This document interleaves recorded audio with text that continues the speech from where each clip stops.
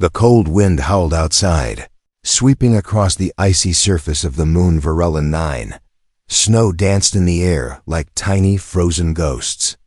The temperature was dropping fast, and even inside his insulated tent, Ethan felt the chill in his bones. Ethan was a human scout from Earth. He had been alone on this frozen world for 10 days now, mapping the area for a future colony. His mission was simple: observe, survive, and send data. But isolation was starting to wear him down. He was just about to sleep when he heard it, a soft rustle, almost like the sound of cloth brushing against the tent wall. He sat up quickly. "Who's there?" He called out, his voice sharp. No reply. He reached for his plasma knife, his heart beating faster. No one should be here. He was the only human assigned to this sector, and no intelligent life had been reported in this area. Then the flap of the tent opened. A small hunched figure stumbled inside. Snowflakes clung to her silver skin. Her eyes, wide and glowing faint blue, locked with Ethan's for just a moment before she collapsed on the floor. "What the?" Ethan jumped up. She was clearly not human. Her body was slender, almost fragile-looking, with faint scales along her arms. She was wearing only torn, thin fabric, nothing that could protect her from the cold outside. She didn't speak. She just lay there shivering. Violently, her hands pressed against the heater on the ground. Ethan didn't know what to do. Was she dangerous? Was this some kind of trap? But she looked so weak, so broken. "Hey," he said, keeping his distance. "Can you understand me?" She lifted her head slightly. Her lips moved, but no sound came out. Her eyes fluttered and closed again. "Okay," Ethan muttered, sighing. He tossed his thick survival blanket over her and crouched nearby. He kept his knife close, just in case. After a few minutes, she stopped shaking so badly. Her breathing slowed down. She opened her eyes and looked around slowly. Warmth," she whispered. Her voice was soft and dry, like leaves in the wind. "You want warmth?" Ethan asked. "You're in luck. I've got heat, food, and maybe even something hot to drink." She blinked, confused at his words, but nodded. Ethan handed her a thermal cup filled with heated nutrient broth. She held it with trembling hands, sniffed it, then drank carefully. Her fingers were long, thin, and ended in faint claws, but they looked weak and harmless. "What are you doing out there, in this storm?" he asked, watching her. "You'll die in minutes without gear." The alien girl didn't answer. Instead, she looked at him with wide eyes, her head tilting slowly like she was trying to understand his face. "Safe," she said softly. "You, safe?" Ethan didn't know how to respond to that. "I'm not here to hurt anyone," he finally said. "Just doing my job." She gave the smallest nod. Then, slowly, without asking, she crawled closer to him. Her hands moved toward the fire unit, but then one hand touched his knee. He froze. "Easy," he said, unsure what she was doing. "I need living heat," she whispered. Ethan's eyebrows pulled together. "What does that mean?" She didn't explain. She just sat too close. Her body still trembled, though much less now. He could feel her skin's strange texture through his pants. It wasn't slimy, but cool and smooth, like soft stone. "I won't harm," she whispered. "Just need this." She pointed to his chest. His heartbeat. Ethan was silent for a long moment. What the hell was happening? Was she feeding off his warmth, using him somehow? Or was she just a scared, half-frozen alien who had nowhere else to go? Outside, the wind screamed louder. Snow hit the tent like bullets of ice. "Fine," Ethan said finally. "Stay. But if you try anything, I won't," she said quickly. "Please, just warmth." He sighed, laid back down, and turned the heater up. She curled up beside it, closer than before. Too close. Her eyes stayed open, watching him carefully. And for the first time in days, Ethan didn't feel alone anymore. But something in his chest warned him this was only the beginning. Ethan woke with a jolt. It was still dark inside the tent.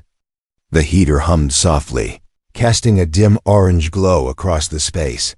But something was wrong. He couldn't move, not because of ropes or cuffs, but because someone was lying on top of him. His eyes darted down. And there she was, the alien girl, curled against his chest like a child, her silver skin pressed tightly to his. Her hand rested flat on his bare chest right over his heart. Her eyes were open, and she was staring at him. Ethan froze. "Hey, what are you doing?" She didn't answer at first.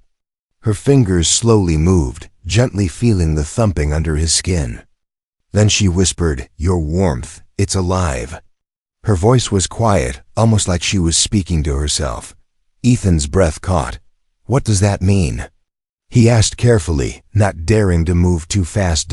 She blinked slowly, still keeping her hand on his chest. "It moves, it speaks, not like heat, it's something more." Ethan sat up a little, making her slide to the side. She didn't fight it, but she looked confused, as if she didn't understand why he pulled away. "I'm not a battery," he muttered. "You can't just sleep on people like that." She tilted her head. "You were warm. I was cold and scared." Ethan rubbed his face, trying to calm his racing heart. "You said you needed warmth, but you didn't say you were gonna hug me in my sleep." She looked down, ashamed. "Sorry, your warmth calmed me. It's not like fire, it's like safety." Ethan stayed quiet. Something about the way she spoke. It wasn't just about temperature. It was deeper. "Do you need it?" he asked slowly. "To live?" She hesitated, then nodded. "My kind. We don't just need heat, we need living warmth. The kind that comes from connection, from life." She paused. "Machines can't give that." Ethan's skin prickled. "You feed on it?" "No," she said quickly, her voice rising. "Not feeding, not stealing, just sharing. Like touching sunlight, like sleeping beside a fire." Ethan looked at her carefully. She seemed sincere, no tricks in her eyes. Just tiredness, confusion, and something else, something like longing. "I don't understand," he said. "Are you going to die if I don't let you cuddle me?" She looked away. "Maybe, not right away, but soon." Ethan ran a hand through his hair. He didn't sign up for this. This wasn't part of the mission. He was supposed to scan rocks, not comfort alien women in his tent. But when he looked at her again, something in him softened. She looked so lost, so alone. "I won't touch unless you say," she said softly. "But being close, it helps." He sighed. "All right, just personal space, okay? Don't crawl on top of me again without warning." She smiled faintly. "Okay." He handed her another heat pack and sat against the tent wall. She stayed close enough to feel, but not touching. Minutes passed in silence. Then she asked, "Why are you alone, human?" "Because this job sucks," he said with a smirk. "No one else wanted it. Do humans not need others?" "We do, but I'm good at being alone. Or at least I was." He glanced at her. "Then you showed up." She smiled, but there was sadness in it. "I ran away," she whispered. "From chains. From pain. I thought I would die in the snow." Ethan's eyes narrowed. "Someone hurt you?" She nodded. "They said I was broken, worthless, sold me to a cold place. Left me outside." He clenched his fists. Something inside him burned. "I don't like people who treat others like trash," he said. Her eyes shimmered. "You're different. Humans can be just as cruel," he said. "But we're not all the same." She leaned closer, slowly, carefully. "Your warmth is strange. It sings, even now." Ethan frowned. "What does it sing?" She placed her hand near his chest, but not on it. "It sings hope." Ethan swallowed hard, for the first time in a long time. He felt something too. Maybe this alien girl wasn't just in his tent. Maybe she was about to change everything. A strange sound broke the quiet of the night. Click, click, click. Ethan opened his eyes. The alien girl was already sitting up, stiff, her large eyes wide with fear. Her silver skin had turned slightly darker, like it was reacting to danger. "Did you hear that?" Ethan whispered. She didn't speak. She just nodded. Slowly outside. The sound came again, sharp clicks on the frozen ground, like claws tapping across ice. Then, a deep, low hiss. Ethan grabbed his plasma knife and crawled toward the tent entrance. He held his breath as he gently unzipped the flap. Just a crack. What he saw made his stomach twist. 3 figures moved across the snowy hill, dark against the glowing ice. They were tall, bent in unnatural shapes with long arms and heads too thin for any normal creature. Their eyes glowed red, and they were heading straight for the tent. He zipped the flap shut and turned to the girl. "What the hell are those things?" Her voice trembled. "Hunters. From my planet. They track heat and movement. They found me. You said you escaped. You didn't say they'd chase you across the galaxy." "I didn't know they'd come this far," she whispered. "But they want me back, alive or in pieces." Ethan's heart pounded. "What do they want you for?" She lowered her head. "They call me property. They want to sell me again." Ethan clenched his jaw. "You're not property. You're a person." But there was no time to argue. Outside, the clicking grew louder, closer. One of the hunters let out a sharp screech that pierced the cold air like a blade. Ethan moved fast. "No choice, we're leaving." He grabbed his emergency bag, tossed the girl a thermal hood, and powered down the tent heater. She looked at him in panic. "You're turning off the warmth." "They track heat, right? We need to be cold."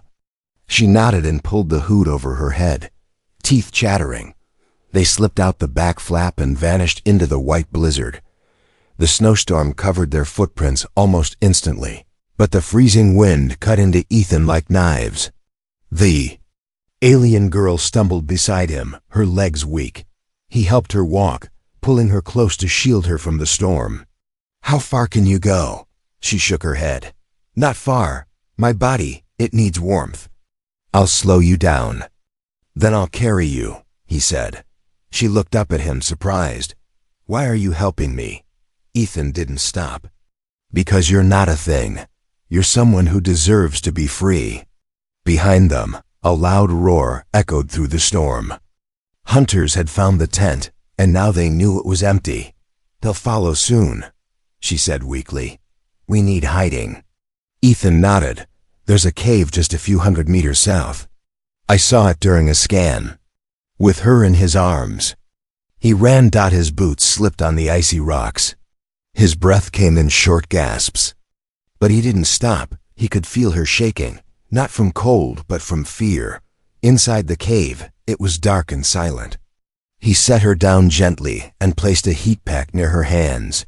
"Stay quiet," he whispered. "Don't move." Outside, the storm raged.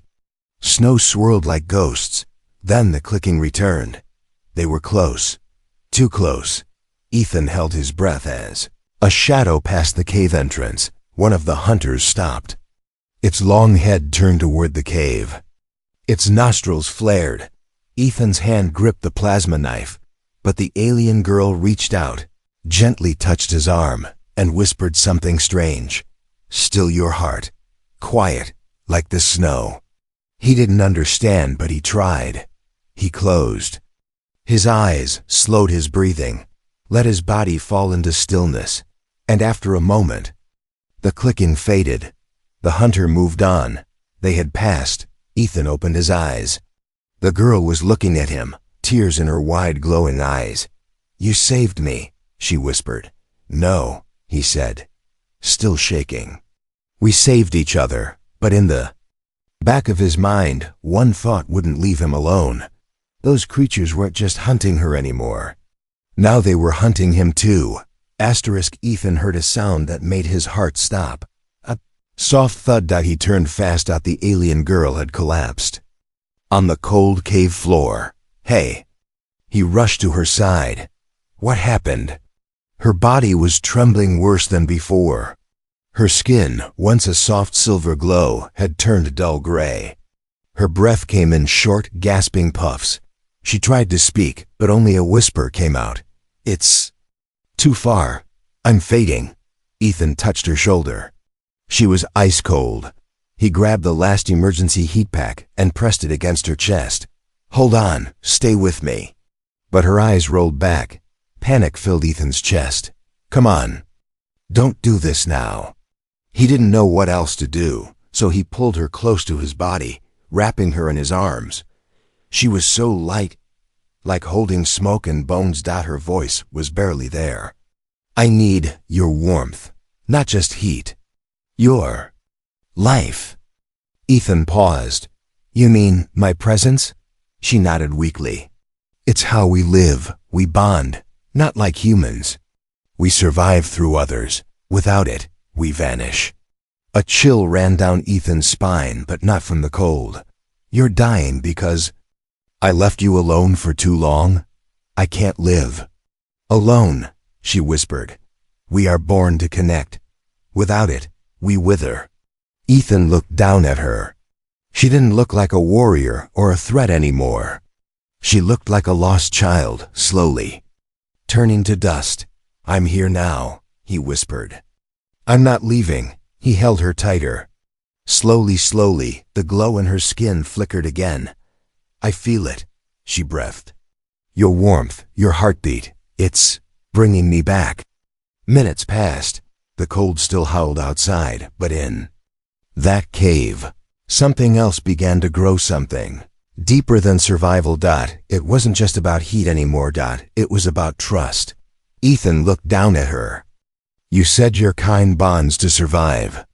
What does that mean, really?" She opened her eyes slowly. "When one shares life with us, we link. The bond keeps us strong. If the bond is real, it can't be broken." "That sounds serious." "It is," she said. "It's forever." Ethan swallowed. "And if the other person walks away, then we fade." Ethan leaned back, trying to make sense of it. "You mean to tell me that if I don't stay near you, you'll actually die?" She nodded. "But I didn't agree to that." "You didn't need to," she said softly. "My kind, we don't choose the bond. It just happens. We feel it, and once it starts, we begin to depend." Ethan stared at the glowing veins on her arms. "So you're telling me you're connected to me now?" "I didn't want to trap you," she said, tears forming in her eyes. "I didn't mean to. But when you gave me your warmth, your kindness, my body chose. My heart chose." Ethan was silent for a long time. He could have left her outside. He could have let her freeze. But he didn't. And now, she was part of him. "I don't know what to do with this," he whispered. "You don't have to love me," she said. "You just have to be near. Until I can grow stronger." He looked at her. So fragile. So strange. But something deep inside him whispered, "She needs you." And maybe he needed someone too. Ethan gently laid her back against the warm rock wall, took off his jacket, and covered her. "I won't leave," he said quietly. "Not now. Not while you're like this." She smiled weakly. "You are very human." He smirked. "Thanks, I think." Outside, the wind screamed louder than ever, but inside the cave, the light inside her began to pulse again, and so did something in Ethan's chest. The cave roof began to drip, a warning sign. The ice above was thinning. The storm was ending. But their hiding place wouldn't last. Ethan helped the alien girl to her feet. She could walk now, slowly, but her body was still weak. She held his hand tightly, as if letting go meant death. "We can't stay here," Ethan said. "The hunters will search again once the snow clears." She nodded. "I feel them moving. Close." He checked his scanner. There was a signal, faint and flickering, an old human beacon, not far. "A research outpost," he muttered. "Abandoned years ago. Might be our only shot." They moved across the frozen valley, taking cover behind rocks and broken cliffs.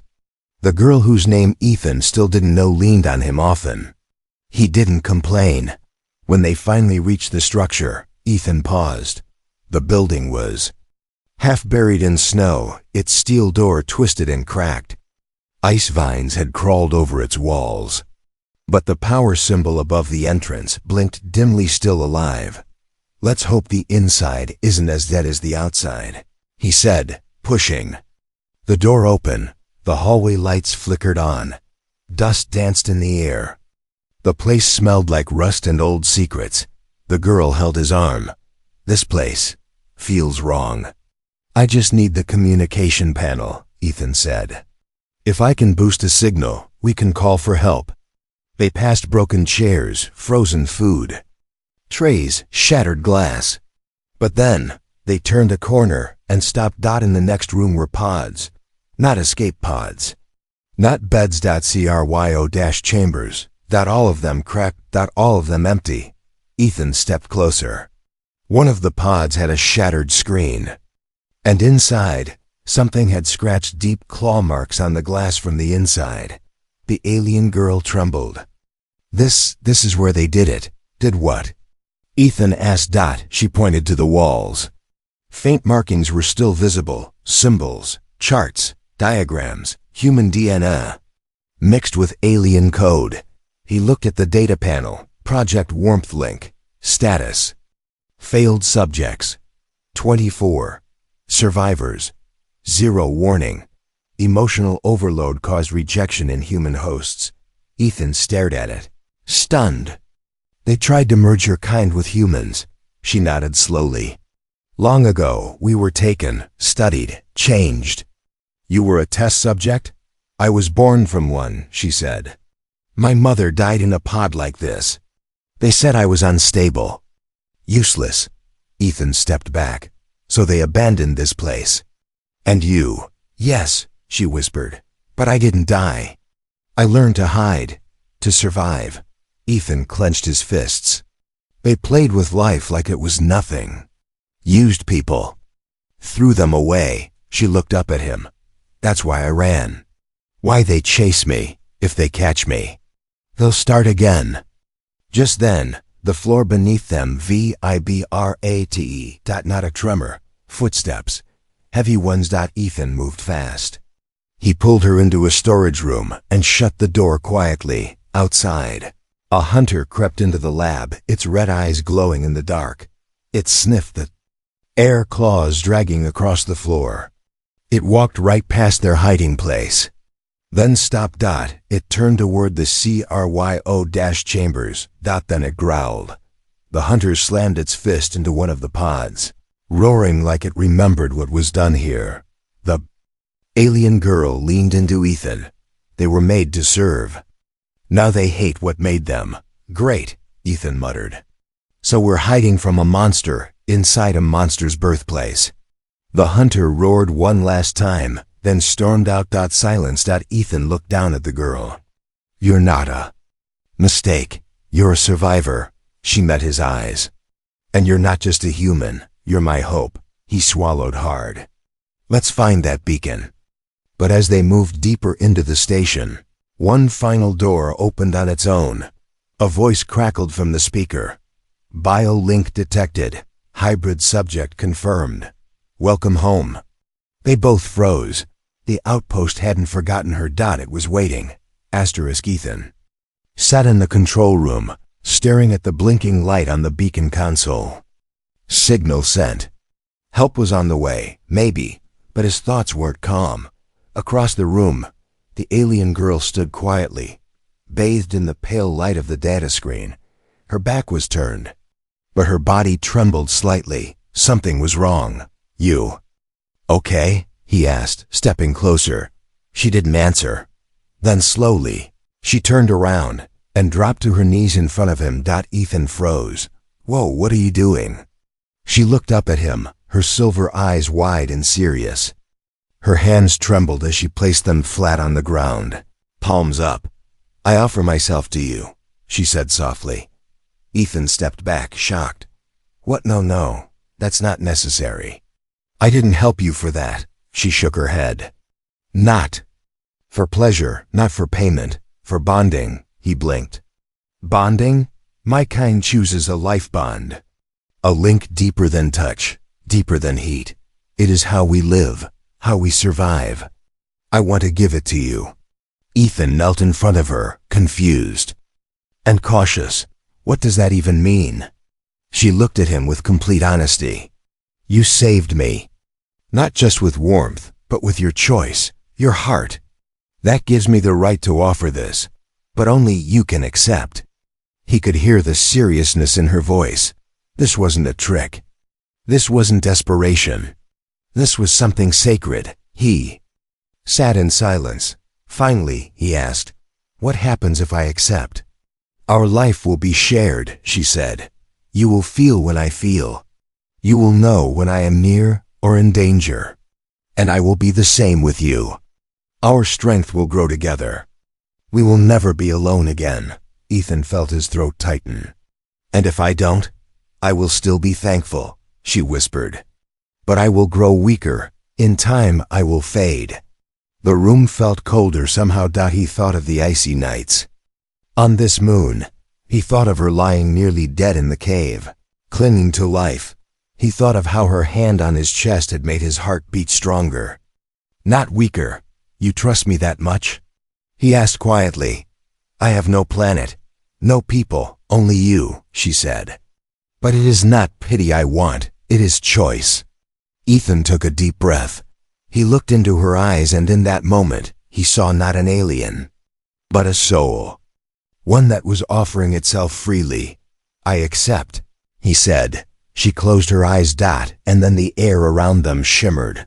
Faint blue light bloomed from her chest and flowed toward his. His heart pounded. The light touched his skin, and it was warm, but not like fire. It felt like home. Images flashed through his mind, her memories, her pain, her loneliness. And then peace. When the light faded, she opened her eyes again. Her body glowed brighter now, her color richer, her voice steadier. "It is done," she said gently. "We are linked." Ethan stood slowly. He felt different, not weaker, not tired. Stronger. He looked at his hands. "What just happened?" She smiled faintly. "Your warmth is now mine, and mine is yours." He didn't speak. He didn't need to, because now he felt her in his chest, just like she once felt him. But the moment was broken by a sound. From the beacon screen, incoming vessel detected. Ethan narrowed his eyes. "It's early," he said. "Too early." The alien girl stood beside him. "That's not rescue," she said. "That's them." Ethan clenched his fists. Let them come. He wasn't alone, now. He was bonded, asterisk. The sky cracked open with thunder. A ship roared down through the storm clouds, flames licking its underbelly as it descended. It wasn't sleek like a rescue shuttle. It was heavy, armored, and black like war. Ethan watched from the broken window of the old outpost. "That's not a transport," he muttered. "That's a Hunter-class military dropship." Beside him, the alien girl, his bonded companion, gripped the windowsill. Her glowing eyes narrowed. "They've come for me." "No," Ethan said, stepping in front of her. "They'll have to go through me first." The ship landed hard, kicking up waves of snow and ash. 5 armored humans stepped out, soldiers from Earth's interplanetary command. Their armor was matte gray, marked with the Warmth Link Project symbol, a circle with 2 halves, 1 human, 1 alien. Ethan's heart sank. "They know," he whispered. They knew what this outpost really was. The door burst open. "Scout." "Ethan Ward," a voice barked through a loudspeaker. "Step out with the hybrid. Immediately. You are carrying a Class X bonded subject." Ethan didn't move. The girl shook her head quickly. "If they take me," she said, "they'll use me. Experiment again. Break the bond." "If they try," Ethan said, "they'll have to break me too." He walked out first, arms raised but with his plasma knife hidden in his sleeve. The soldiers aimed rifles at him. "You're making a mistake," their commander said, A tall woman with a cybernetic eye. This creature is government property. She's not a creature, Ethan snapped. She has a name, a soul, and a bond. The commander glanced at the glowing pattern on Ethan's chest, the faint mark left by the life bond. Her expression hardened. You bonded with her? She said. That's unauthorized, permanent, dangerous. She was dying. Alone, I chose to save her. The commander nodded to one of her soldiers. Scan him. A beam of red light passed over Ethan. The soldier checked a small screen. Confirmed. Life bond is active. Shared vital signs. Neural link partially sensed. The commander's eye twitched. Then you're part of the experiment now. Ethan stood firm. She's not going anywhere. One of the soldiers raised his weapon. Sir. He's resisting. The commander raised a hand. Silenced. She stepped closer. Looked Ethan in the eyes. She's rare, she said coldly. Do you understand the value she carries? If we study her properly, we can save thousands, create perfect human-alien fusions, controlled emotions, shared minds. She's not your tool, Ethan said. She's a living being. She wants to be free. Behind him, the alien girl stepped out of the building. She didn't hide. Her body glowed, full of life now. She walked beside Ethan, took his hand and said loudly, I choose him. Not you, not chains, not labs, him. Something. In the air shifted. Even the soldiers hesitated. The commander looked between them. She saw something real, not data, not a subject, but connection. Slowly she lowered her weapon. I could arrest you both, she said. You could try, Ethan replied. But I think you already know. We're stronger together. The commander exhaled. You bonded with her by choice. No training. No protocol. But the link is stable. She turned to her soldiers. Stand down. They lowered their weapons. What happens now?